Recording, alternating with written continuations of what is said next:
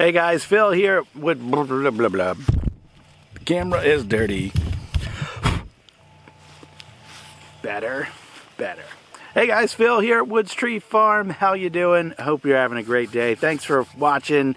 We have a lot to share with you because we've been busy, and if you're a regular watcher, a subscriber, you know we haven't published anything in a couple weeks now, and I gotta break it to you. I've been a little burnout with YouTube. I've also gotten busy with my regular job, and then we've just had a lot to do here on the farm, and when everything piles up, I just didn't feel like filming anything. That's what's been happening.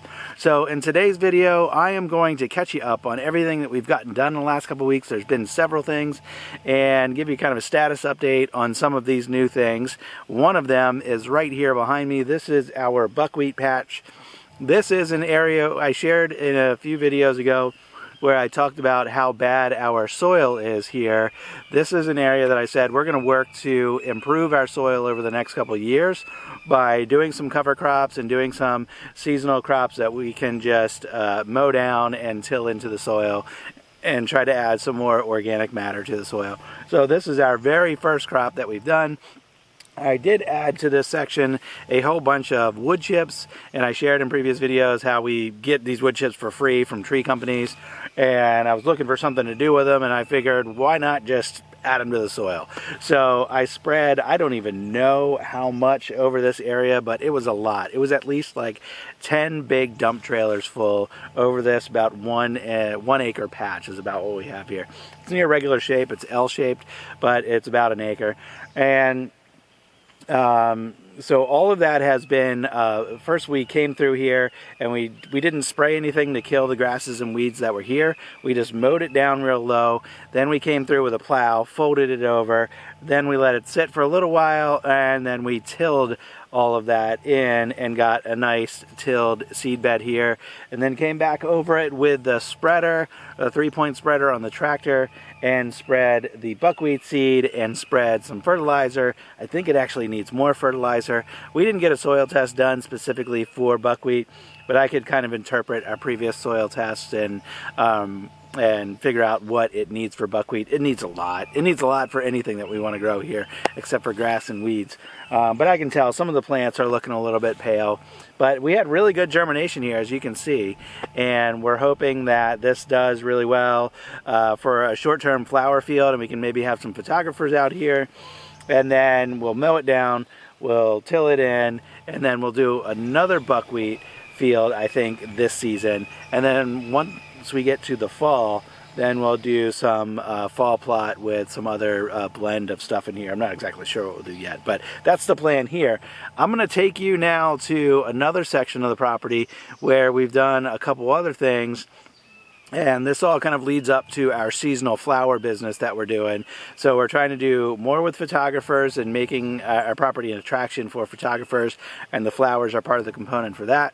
And then we're also doing some cut your own flower business. So I'll show you our flower patch, actually flower patches. We're doing multiple now, and I'll show you what we've got planted and how things are coming up. Here we go. This is the first thing I'll show you. This is actually our newest small sunflower patch. This is about 20 foot wide and about 70 feet long. And initially when we tilled this, I actually did this in a video earlier, this was just grass. I just tilled it up, nothing fancy, made a couple passes, got it down good and deep, made a good seed bed, and then we just broadcast seed over here with the bag spreader. And initially the germination wasn't that great, so I actually came back through this with the row seeder, so you can kind of see these lines up here, and that's because I used a little push seeder, the same one that I've used in previous videos. And now we're getting seeds coming up both in those rows and outside of those rows. Probably actually would have been fine with the number of plants that are coming up. Not in the rows, but whatever. It'll just it'll be what it is. If it looks good, we'll use it for U-pick season, and we'll use it for photographers. But if it doesn't end up looking good, whatever, we're just adding organic matter to the soil here. I don't really care. This is an area right next to last year's tree planting. Can't really tell, but there's little baby trees out in that section. And once we got down this slope here, we realized this soil in here was really heavy clay, and we just didn't want to plant any trees here yet. So I've done some subsoiling and tried to kind of tear up the soil down a good 18-20 inches. And then we came through and tilled this, and we're going to plant the sunflowers here. We might do buckwheat. We'll do something else over the winter, and we'll keep tilling in all of that stuff, and we'll keep doing subsoiling here just to try to improve this the soil over on this section. And I'm actually right next to the buckwheat patch, which is right on the other side of me. And then where I'm standing, this is going to be like one of our main little like roadways up and down our trees. So eventually we'll have trees planted on that side, and we'll have trees planted on that side, and this will all be filled in. This will be like a 20-foot roadway here, but on each side of this roadway I'd like to have really good plantable soil for Christmas trees in the future, and that's the thing that we're working towards with all of this effort with flowers and whatnot that we're doing. Flowers and buckwheat and other crops that we're rotating through here to try to improve the soil. This is the next little patch here that also has sunflowers, same kind as back there, though this one had like a 2-week head start on that other patch. I did the same thing. I just broadcast seeds initially, and after about 2 weeks I wasn't too pleased with the number of sprouts that I saw, so I came back through with the row seeder. But now that it's had more time, it's had more rain, I think there probably were plenty of sprouts here to begin with, and I'm gonna have to do some thinning, because when the seed was spread with the broadcast spreader, you know, it just kind of throws seed everywhere, and once things germinate, there are plenty of plants here that are just too close together to really produce a nice big sunflower head. If you have them that close together, they don't produce a big flower. So I'll have to do some work in here on that. And I know some of you guys will ask about weed control for this patch and for the other patch. We're not really doing anything. This was last year's food plot, or one of last year's food plots for hunting season, and we let that go to seed at the end of last year. So there's a bunch of like buckwheat sprouts and cowpea sprouts and all that kind of stuff in here. When I see them, when I'm going through here and doing thinning and whatnot, I'll pull them out, but I mean that's really not going to control the weeds. So hopefully the sunflowers really just take off and are able to shade out most of the weed competition. That's the plan, because we're not doing anything else. There was no pre-emergent there. We're not doing any other spray or anything else for this patch.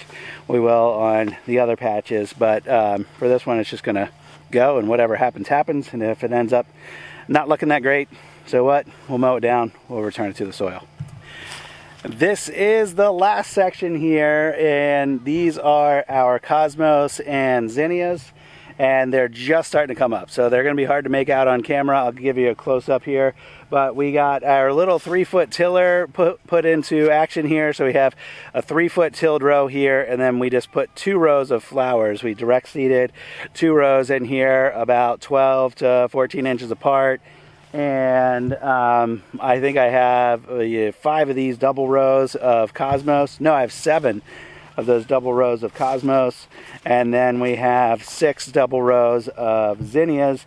The cosmos were done 2 weeks ago. The zinnias were just done this past week, so the zinnias are just starting to pop up.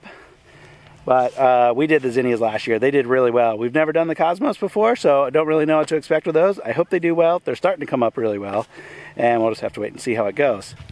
These are our little zinnia sprouts, and there are plenty of little sprouts up and down that row. These are our cosmos sprouts, and there's plenty of those. I actually found out that these plants grow pretty big, so we're gonna have to do a lot of thinning in here to get these to grow up really nice and produce big flowers. So yeah, we put that seed for the cosmos down way too heavy.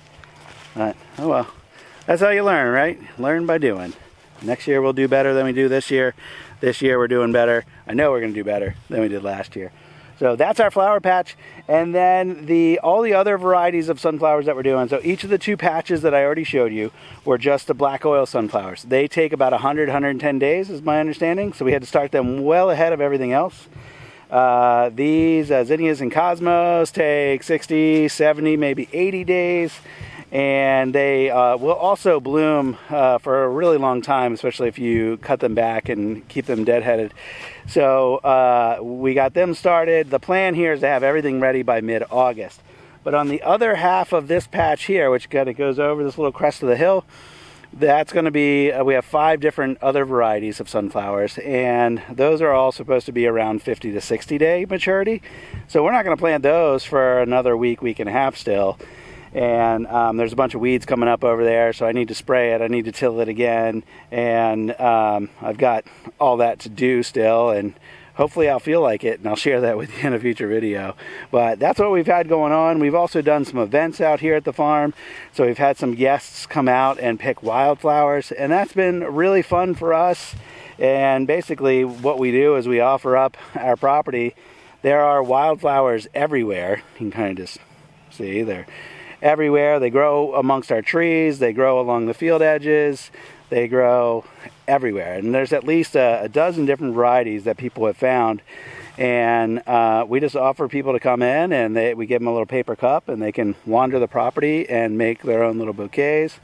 And we've done a couple different weekends of that out here, and it's been a lot of fun. But it's a good bit of work putting on those events, and we've been busy with that, and that's another reason I haven't been making videos. But hopefully I'll get back in routine here for you guys and continue to share everything that we're doing out here. So that's a little update about all the flowers. I'll keep you posted on how they grow in the coming weeks and months. And then by the time we get into mid-August, we're right in, what, middle of June now? By the time we get into mid-August, we'll have plenty blooming, and we'll be opening up for, the plan is right now, 4 consecutive weekends starting the middle of August and continuing into September, where we'll be open for people to come and pick their own flowers. So that's the plan. If that interests you, stick around, subscribe if you don't already, watch our future videos, go back and watch some of our past videos for what we did last year. You'll enjoy some of that kind of stuff. But that's going to wrap it up for today. Thanks for watching, guys. I'll see you on the next one.